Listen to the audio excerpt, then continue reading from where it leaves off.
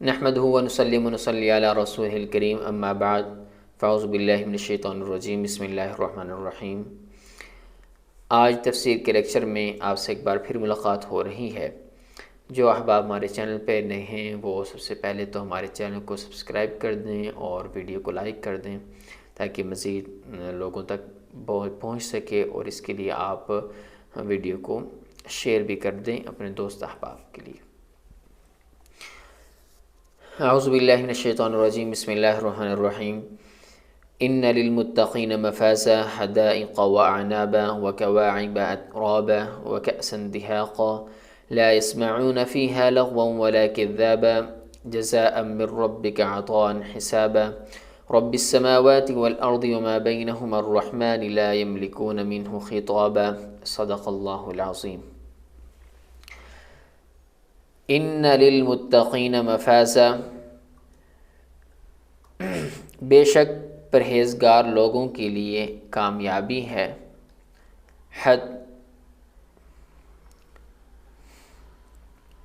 ان للمتقین مفازا، بے شک متقین لوگوں کے لیے، پرہیزگاروں کے لیے مفازن کامیابی ہے۔ حدائق و اعنابا یعنی باغات اور انگور، وکواعب اترابا اور نوجوان ہم عمر لڑکیاں، وکأسا دہاقا اور چھلکتے ہوئے پیالے، لا يسمعون فيها لغوا ولا كذابا، نہیں سنیں گے اس میں کوئی لغو بات ولا کذابا اور نہ جھوٹ۔ جزاء من ربك عطاء حسابا، بدلہ ہے تیرے رب کی طرف سے عطا کیا ہوا حساب سے۔ رب السماوات والارض وما بینہما الرحمن لا یملکون منہ خطابا، جو کہ رب ہے آسمانوں کا اور زمین کا، وما بینہما اور جو ان دونوں کے درمیان ہے، الرحمن جو کہ مہربان ہے، لا یملکون منہ خطابا نہیں مالک ہوں گے، نہیں قادر ہوں گے اس سے لوگ گفتگو کرنے کے۔ ان آیات میں اللہ رب العزت کیا ارشاد فرمانا چاہتے ہیں آپ کے سامنے ذکر کرتے ہیں۔ پہلے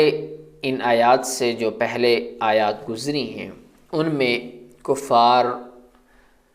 فاسقین، فجار لوگوں کا ذکر تھا اور ان کی سزا کا بیان تھا۔ ان کے مد مقابل جو مومن لوگ ہیں، جو اللہ کے فرمانبردار ہیں اور جو متقین ہیں، ان کے لیے ثواب اور انعامات اور جنت کا تذکرہ یہاں سے اللہ رب العزت ارشاد فرما رہے ہیں۔ چنانچہ اللہ رب العزت فرماتے ہیں ان للمتقین مفازا۔ ان یہ عربی گرامر میں تاکید کے لیے آتا ہے، پختگی کے لیے آتا ہے۔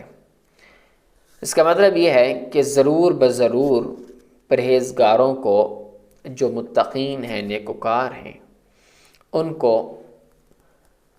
وہاں ہر طرح کی کامیابی حاصل ہوگی، ان کو عذاب سے نجات اور جنت اور ہر طرح کے انعامات ملیں گے، جن میں سے چند کا ذکر اللہ نے یہاں پر ارشاد فرمایا ہے۔ ان للمتقین مفازا، کامیابی کا ذکر کر کے اور آگے ان چند انعامات کا تذکرہ اللہ کرنا چاہتے ہیں۔ اللہ فرماتے ہیں حدائق و اعنابا۔ حدائق مقصد یہ ہے کہ کھانے اور سیر کرنے کے لیے ہر قسم کے باغات ان کو دیے جائیں گے، جن میں وہ سیر کریں گے، گھومیں گے۔ اعنابا خصوصاً انگور ہوں گے۔ یہاں پر آپ کے سامنے ذکر کرتا جاؤں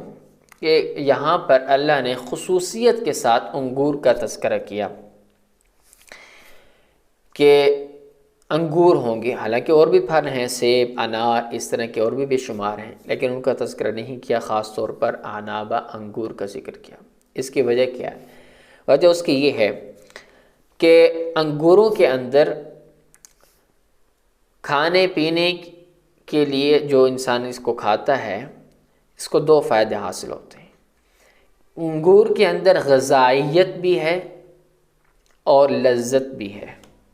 لذت کے طور پر بھی انگوروں کو کھایا جاتا ہے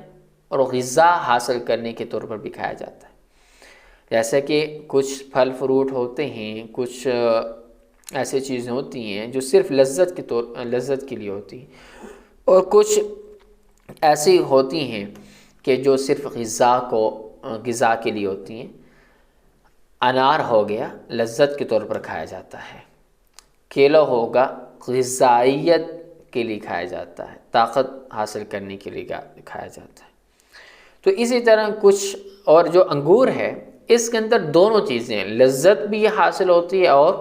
غذائیت کا بھی کام دیتا ہے، اس لیے خصوصیت کے ساتھ اس کو اللہ رب العزت اور بھی قرآن کی مختلف آیات میں مختلف جگہوں پر اس کو ذکر کریں گے۔ تو اللہ ارشاد فرماتے ہیں کہ وہاں پر گھنے باغات بھی ہوں گے ان کے لیے ہر قسم کے، اور خصوصیت کے ساتھ انگور بھی ہوں گے۔ تو اسی طرح پھر اس عمدہ باغ میں جہاں کھانے پینے کا بھی انتظام ہو، کہ کھانے کے لیے اللہ نے انگور، چشمے، ساری چیزیں جب میسر کی ہیں، گھومنے کے لیے باغات، سرسبز و شاداب، ہرا بھرا جنگل ہو، باغ ہو سرسبز و شاداب، ٹھنڈا موسم ہو، ہوائیں چل رہی ہوں، تو اس کے ساتھ ہم نشین ہونے کا بھی ذکر اللہ نے کر دیا کہ جب ایسے موقع پر ایسا ماحول ہو تو وہاں پر آپ کا کوئی ہم نشین نہ ہو تو وہ بھی ایک کامل نعمت نہیں ہوتی، اور اس نعمت کا جو سرور ہے وہ حاصل نہیں ہوتا۔ تو اللہ تمام نعمتوں کو ذکر کریں۔ آج بھی اگر دیکھ لیں جیسے کہ کپل جوڑے جاتے ہیں مختلف جگہوں پر تو وہ ایک سرور حاصل کرنے کے لیے جاتے ہیں، تو اللہ نے وہاں پر انتظام کر رکھا ہے مومنین کے لیے۔ تو اس لیے آگے ارشاد فرمایا وَكَوَاعِبَ أَتْرَابًا کہ وہاں نوخیز دو شیزائیں ان کی ہم عمر جو ہوں گی وہ لڑکیاں ہوں گی، آپس میں ہم عمر ہوں گے، اور ان کے شوہر بھی جوان ہوں گے، بالکل جوان سال ہوں گے، کیونکہ جو انسان ہم عمروں سے زیادہ رغبت کرتا ہے اور وہیں اس کا دل لگا رہتا ہے، اور نوجوان لڑکی کبھی بوڑھے سے جو لطف اور صحبت نہیں پاتی، اس لیے اتراباً فرمایا کہ جنتی بھی نوجوان ہوں گی جس کی وجہ سے ان کی لذتیں کمال کو پہنچے گی۔ تو یہ اللہ نے متقین کے لیے، آج اگر ہم دیکھتے ہیں کہ متقین جو پرہیزگار لوگ ہیں دنیا میں ایسے نہیں گھومتے، ایسے نہیں جاتے، اور اللہ نے وہاں پر ان کے لیے انتظام کر رکھا ہے۔ تو وہاں پر جو لڑکی کی عمر ہوگی 16 سال ہوگی، اور جو مرد ہوگا اس کی عمر 33 سال ہوگی۔ تمام کی تمام مردوں کی عمر 33 سال ہوگی، اور تمام کی تمام لڑکیوں کی عمریں 16 سال ہوں گی جنت میں۔ پھر جہاں آپ کو یہ ساری نعمتیں میسر ہوں، مطلب باغات بھی ہوں، کھانے پینے کے لیے بھی ہوں، ہم عمر آپ کے ساتھ آپ کی اہلیہ بھی ہو، تو ساتھ جب یہ ساری چیزیں ہوں تو اس وقت دل میں حجاب ہو اور ان چونچلوں کے ساتھ اچھل کود نہ ہو تو بھی لطف نہیں آتا۔ تو اس لیے فرمایا کہ اس کا سارا سامان بھی اللہ نے کر دیا کہ وہاں پر آپ کو جام شراب بھی ملے گا، چھلکتے ہوئے پیالے بھی ہوں گے، جس کی وجہ سے فرحت و سرور میں ہمہ وقت تازگی پیدا ہوتی رہے گی۔ تو اس لیے اللہ نے یہ تمام انتظامات متقین کے لیے کر رکھے ہیں، جنتیوں کے لیے۔ آگے اگلی آیت میں اللہ نے ارشاد فرمایا لا يسمعون فيها لغوا ولا كذابا، مقصد یہ ہے کہ شراب کے ساتھ اگر وہ خرابیاں پیدا ہوں کہ جو دنیا میں ہوتی ہیں، کہ جو انسان دنیا میں شراب پیتا ہے، دنیا والی شراب، وہ اس کے عقل پر خمار آ جاتا ہے اور باتیں ایسی کرنے لگ جاتے ہیں، اسے احساس ہی نہیں ہوتا، اسے پتہ بھی نہیں ہوتا کہ وہ دنیا میں ہے یا نہیں، کہاں ہے، کیا بات کر رہا ہے، اسے کچھ پتہ نہیں ہوتا، خمار چڑھ جاتا ہے دماغ کے اوپر۔ تو اللہ نے فرمایا کہ یہ ساری چیزیں وہاں پر ان کو شراب بھی دی جائے گی، لیکن وہ شراب دنیا کی شراب جیسی نہیں ہوگی، نہ اس سے سر میں درد ہوگا، نہ پیٹ میں درد ہوگا، کچھ بیہودہ بکواسات بھی نہیں کرے گا، بے ہوشی بھی نہیں ہوگی، گالم گلوچ بھی نہیں ہوگا، جھوٹ بھی نہیں ہوگا۔ تو سارا جب یہ ساری چیزیں نہیں ہوں گی تو اس سے مزہ اور دوبالا ہو جائے گا اور اس سے سرور کا باعث بنیں گے۔ تو اس لیے اللہ نے فرمایا لا يسمعون فیہا لغوا ولا کذابا، کہ اس میں لغو بات بھی نہیں سنیں گے اور نہ جھوٹ اس میں سنیں گے وہ۔ اب جنتی شراب پی کر نہ ہی بیہودہ باتیں کریں گے اور نہ ہی جھوٹ بولیں گے، نہ عقل میں ان کے کوئی فطور آئے گا، تو نہ عقل میں کوئی فطور اور قصور آئے گا، بلکہ عقل اور زیادہ کیا ہوگی، اس سے صاف اور شفاف ہوگی۔ تو اس لیے اللہ نے یہ سارے جو انتظامات ہیں تمام مسلمانوں کے لیے جنت میں کر رکھے، بس باقی ہمارے اوپر ہے کہ ہم جنت میں ان انعامات کو، ان چیزوں کو حاصل کریں یا نہیں، یہ ہمارے اوپر ڈیپینڈ کرتا ہے۔ آج بھی اگر ہم سب لوگ اللہ کے احکامات پر عمل پیرا ہو جائیں، شروع کر لیں، اللہ کے احکامات پر عمل کرنا شروع کر دیں اور نافرمانیوں سے اپنے آپ کو بچا لیں، تو ہم بھی یہ نعمتیں حاصل کر سکتے ہیں۔ یقین مانیں آپ کے لیے اور میرے لیے، ہمارے لیے اللہ نے یہ ساری نعمتیں پہلے سے ہی پیدا کر رکھی ہیں، بنا رکھی ہیں، باقی اب ہم اس کو حاصل کر سکتے ہیں یا نہیں، یہ ہمارے اوپر ڈیپینڈ کرتا ہے۔ آگے اللہ نے ارشاد فرمایا جزاء من ربک عطاء حسابا، یعنی یہ جو اوپر جو اللہ نے جنت کی نعمتوں کا ذکر ہوا وہ مومنین کے لیے جزا ہے، اور ان کی رب کی طرف سے عطاء کثیر بھی ہے اور بہت زیادہ یہ اس کا فضل ہی ہے۔ اب یہاں پر آپ دیکھیں اللہ نے ارشاد فرمایا جزاء من ربک عطاء حسابا، کہ یہ اب یہاں پر حساب کا لفظ اللہ نے ذکر کیا۔ حساب کے دو معنی ہو سکتے ہیں، ایک تو حساب کا معنی یہ ہو سکتا ہے کافیاً، یعنی ایسے عطیے ہوں گی، ایسے اللہ کی طرف سے عطا کردہ ہوگا کہ جو ان کی ضروریات کے لیے کافی ہو جائیں گے، اس میں کمی نہیں ہوگی۔ اور دوسرا اس کا معنی یہ بھی ہو سکتا ہے کہ یہ حساباً بمعنی موازنہ اور مقابلے کے ہو، یعنی کیا مطلب اس کا، یعنی متقی لوگوں کو عطیہ اور ان کی اخلاص کے حساب سے دیے جائیں گے۔ جس مومن کا، جس متقی کا جتنا اخلاص ہوگا، جتنا بڑا درجہ ہوگا، اسی حساب سے یہ نعمت ان کو دی جائے گی اور اس حساب سے درجات میں فرق ہوگا۔ جس کے اخلاص جتنا زیادہ ہوگا اس میں اور زیادہ نعمتیں دی جائیں گی، اور جس کا جتنا اخلاص کم ہوگا اس کو اسی کے مقابل میں دیا جائے گا۔ جیسے کہ حدیث میں ہے کہ رسول اللہ صلی اللہ علیہ وسلم نے ارشاد فرمایا کہ میرے ایک صحابی اگر ایک بدھ جو بھی اللہ کے راستے میں دے دے اور دوسرا احد پہاڑ کے برابر سونا بھی دے دے تو وہ برابر نہیں ہو سکتا۔ کیوں؟ ایک مد کہتے ہیں ایک مطلب ایک وزن ہوتا تھا پہلے، یوں سمجھ لیں کہ 1 کلو اگر ایک صحابی جو بھی اللہ کے راہ میں دے دے اور دوسرا کوئی شخص احد پہاڑ کے برابر سونا بھی اللہ کے راہ میں خرچ کر دے تو وہ صحابی کے 1 کلو جو کے برابر یہ دوسرے شخص کا احد پہاڑ کے برابر دیا ہوا سونا اس کے مقابل نہیں ہو سکتا۔ کیوں؟ اس لیے کہ صحابی نے جو دیا اس میں اخلاص بہت زیادہ ہے اور دوسرے کسی مسلمان کے اندر اتنے اخلاص نہیں آ سکتا۔ تو اس لیے اخلاص کے بقدر برابر اللہ رب العزت وہاں پر یہ نعمتیں عطا فرمائیں گے۔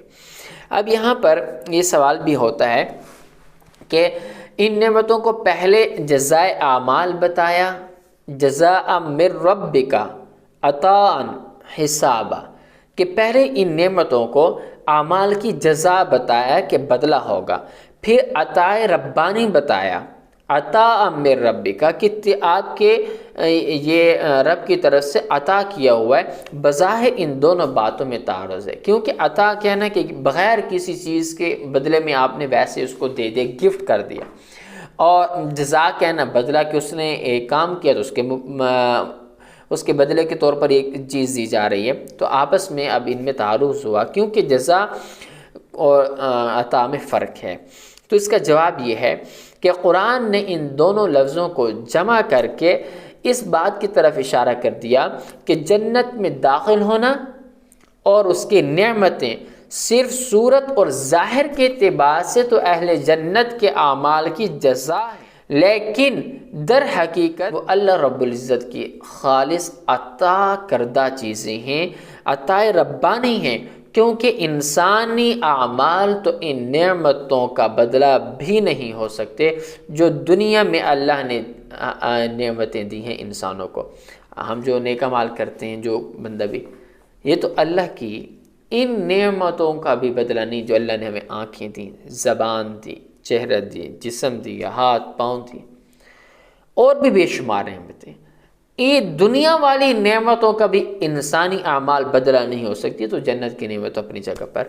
تو یہ اس کا جواب یہ ہو گیا کہ آخرت کی جو نعمتوں کا حصول تو صرف اللہ کے فضل اور انعام سے ہوتا ہے، جیسے کہ رسول اللہ صلی اللہ علیہ وسلم کا فرمان ہے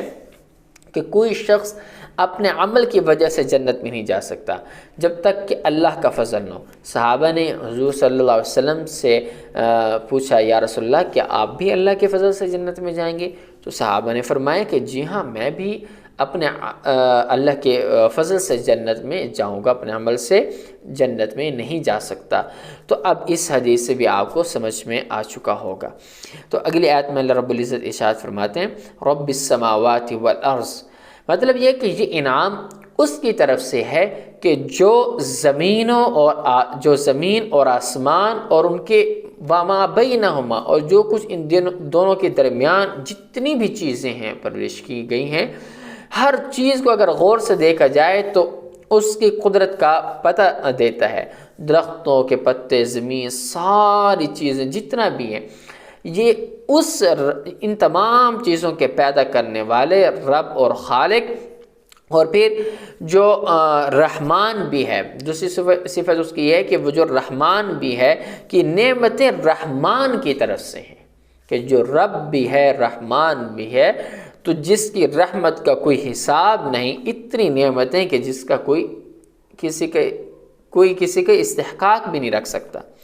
تو یہ اس رب کریم اور اس رحمان کی طرف سے یہ نعمتیں ہیں۔ پھر لا یملکون من خطابہ، اور کوئی اپنے استحقاق کی وجہ سے اس سے کچھ نہیں کہہ سکتا کہ جس کو جو کچھ دیا محض فضل ہے، جس کو نہیں دیا وہ نہیں کہہ سکتے مجھے کیوں نہیں دیا، اس کو کیوں دیا۔ تو اس لیے فرمایا لا یملکون، اس جملے کا تعلق جزاء من ربک سے بھی ہو سکتا ہے، کیونکہ معنی یہ ہوں گے کہ جس کو جو درجہ عطا فرمائیں گے اس میں کسی کو کوئی گفتگو کرنے کی مجال ہی نہیں ہوگی، کہ کوئی شخص یوں نہیں کہہ سکتا کہ بھئی اس شخص کو کیوں زیادہ دیا، مجھے کم کیوں دیا، اور یوں یہ باتیں کوئی بھی نہیں کر سکتا اس کے سامنے۔ اور اس سے یہ بھی ہمیں پتہ چل گیا کہ یہ جو باتیں، یہ جو نعمتیں ہیں، تو یہ تو ایک تو